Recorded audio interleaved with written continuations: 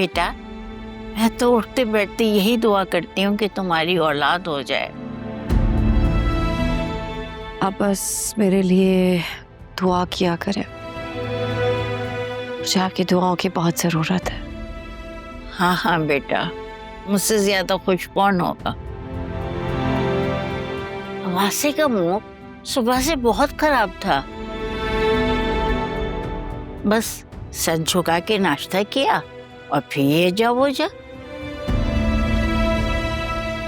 जब हम दोनों साथ गए थे तो वहां पर तो सबसे हंस बोल रहा था और आते वक्त भी मुंह बिल्कुल ठीक था। कहीं ऐसा तो नहीं कि तुम दोनों के दरमियान कुछ नाचाकी हुई हो? अब दादी, वो मियाँ बीवी के दरमियान छोटी मोटी नोक झोंक तो हो ही जाती है।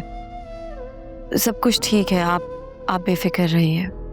आज तुम घर पे हो ना बेटा, तो लंच बना लो और वासे के दफ्तर भेज दो। आदमी अपनी बीवी से कितना ही नाराज क्यों ना हो, मगर अच्छा खाना देख के उसका मूड बिल्कुल सही हो जाता है।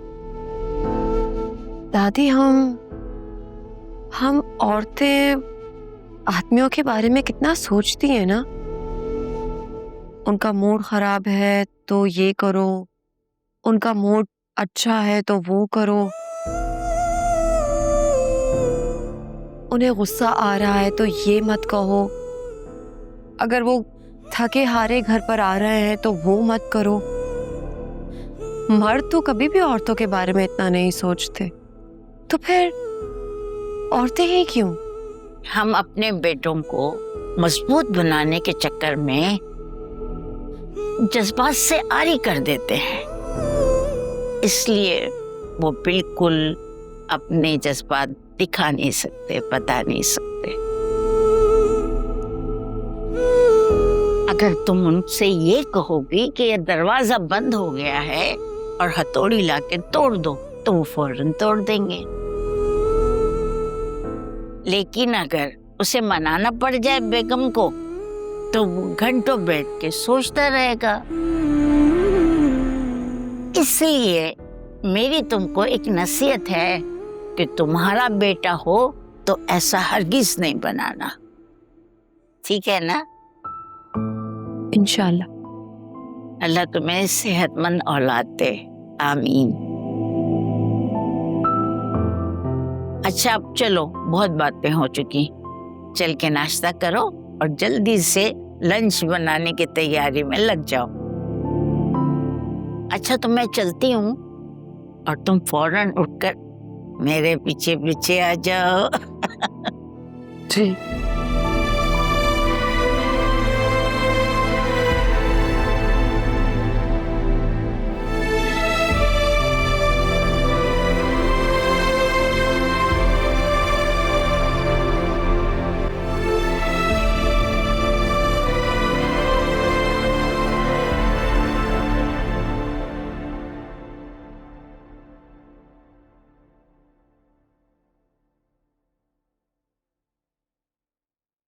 ये सूट तुम पहले भी देख चुकी हो। अब ये बताओ कि मेकअप कहाँ से कराओगी?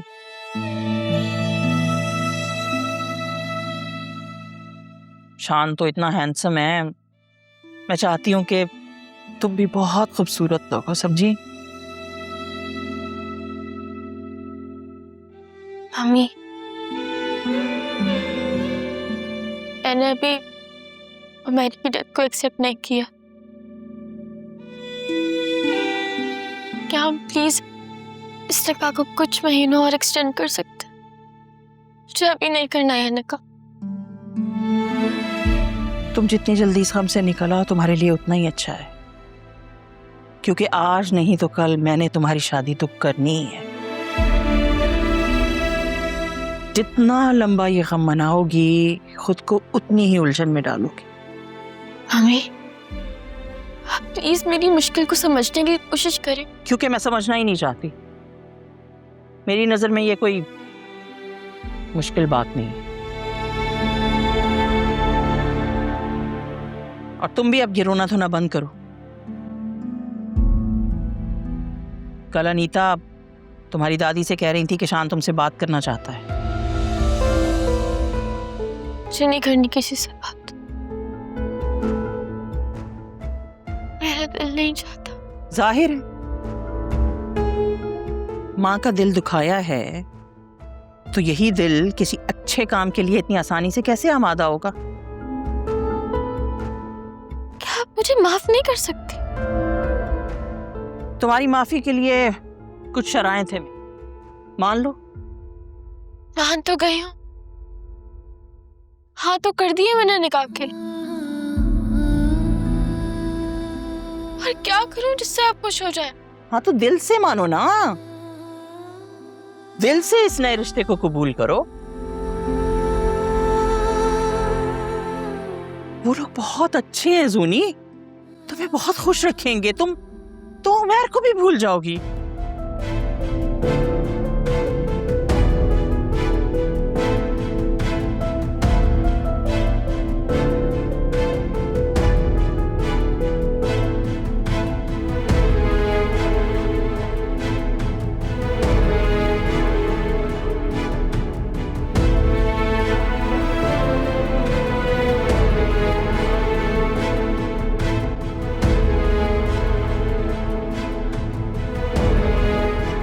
घर में बहन का निकाह हो रहा है, इतने काम पड़े हैं और तुम्हें को होश ही नहीं है।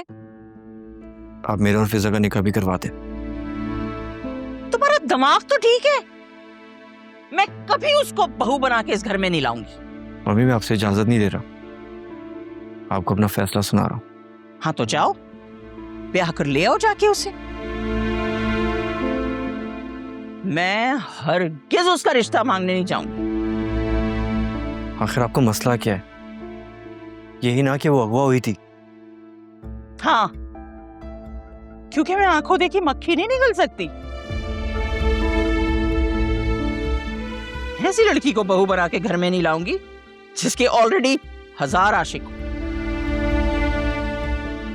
अब आप ज्यादती कर रही हैं मम्मी, वो अगवा मेरी वजह से हुई थी।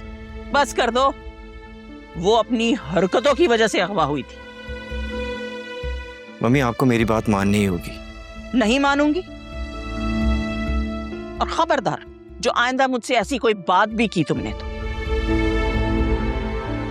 पहले आलिया ने वासिक को अपने चक्कर में फंसाया, फिर झूठ बोलकर इस घर में घुसी चली आई, अब बिल्कुल वही हरकतें फिजा कर रही है। मम्मी शादी तो मैं फिजा से ही करूंगा, और अगर ऐसा ना हुआ ना तो मैं अपनी जान दे दूंगा। तो दे दो, जाओ कर लो जो करना है तुमने।